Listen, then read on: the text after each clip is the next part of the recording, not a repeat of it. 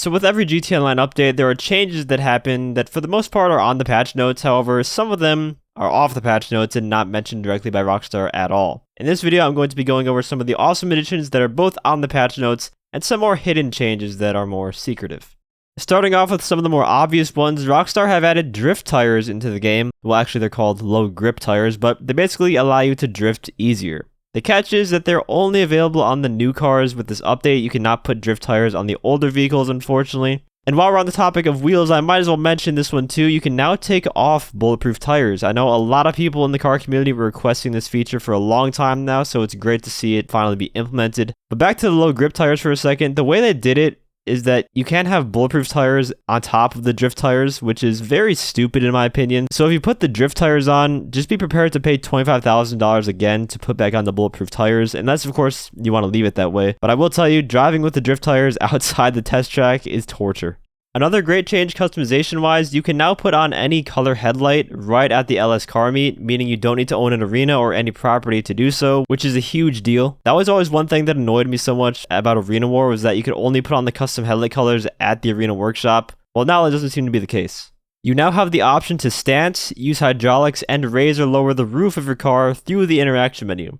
Now as far as stancing goes, this only works on the new cars that were added in the update, but the other two should work just fine so long as you have a vehicle that supports it. A nice quality of life change is that you can now hide certain radio stations from the radio wheel. If you go into your interaction menu and go to inventory, you can uncheck or hide radio stations that you don't want, and they will disappear from the wheel, which is very cool. Now all we need is a way to do the same with phone contacts. In today's update, Rockstar also added some new liveries for some older cars, mainly the Banshee and the Kuruma, but there's also one for the Toreador, which is really funny. And do you guys see something interesting about this Toreador livery? Here, let me zoom in for you so you can get a better look at it. There's 3 red Oppressor Mark II icons on the side of the car. This might just be the greatest livery they've ever created. I'm not even lying about that one. Look, if anything, this just means they're in the know. They know what's up with the freaking PvP in this game. They know the Toreador is good at smacking Mark IIs out of the sky. It actually is really comical though that they decided to throw in a little nod to the community with it. But how about that Mark II nerf, Rockstar? We're all waiting. Unfortunately, this is going to be a drip feed livery, so we don't know when it's going to release, but hopefully it's sooner rather than later because I'm totally putting this on my car. So now getting into some of the lesser known ones, did you know Rockstar added masks in this update? The patch notes only mention new clothing, but you'd assume that it's all tied to the racing unlocks. Well, there's actually a few new variants of masks available at the mask shop, which are always welcome additions. The one with the horns really reminds me of that RDR2 mask that you can get in the story mode of that game. A very random but nice change. If you go to any of the places that you can collect snacks at, be it your arcade, your office, the facility, before this update, you would have to spam A or X on PS4 to collect them individually. Now you can just press the take all button and scarf down all the snacks with just one button press. And if you didn't know, there are free snacks in your auto shop at the table here too, which is nice.